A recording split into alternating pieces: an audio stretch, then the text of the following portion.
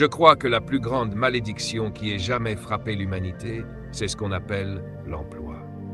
Pardonne-moi, mais c'est ce que je crois. L'emploi détruit ton don. Il t'empêche même d'y penser. Si tu observes, toutes nos cultures sont bâties sur l'emploi. À l'école primaire, le professeur ne te demande jamais quel est ton don. Au lycée, on ne te demande pas ton don, on te demande dans quelle carrière tu veux aller. Ta carrière n'est pas ton don.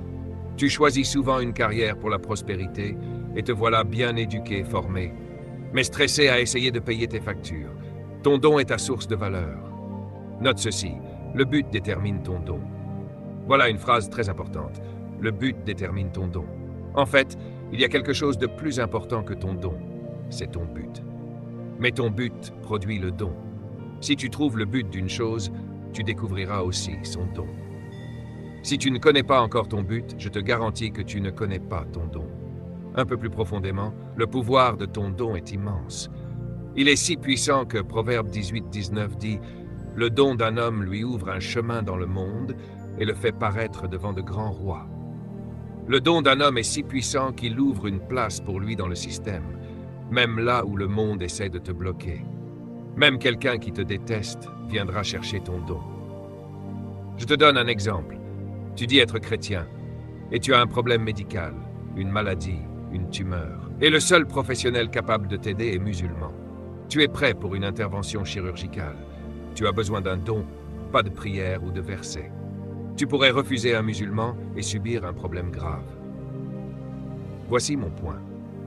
Quand il s'agit de répondre à un besoin, le don est plus important que la personne. Tu donnes de l'argent à ce chirurgien parce que son don fait la différence, même s'il ne partage pas tes croyances. Chaque jour, on te paie pour ton don, même si on n'aime pas la personne.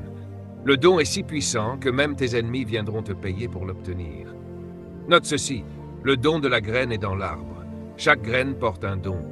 Un noyau de mangue porte un don, un arbre. Le don de l'arbre, c'est son fruit. Note, les arbres ne mangent jamais leurs propres fruits. Ton don n'est pas pour toi, il est pour combler les besoins des autres.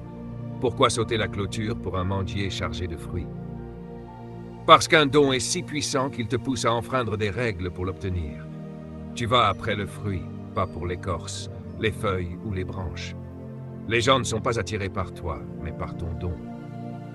Si tu manifestes, affines et mûris ton don, ils passeront outre leur fierté.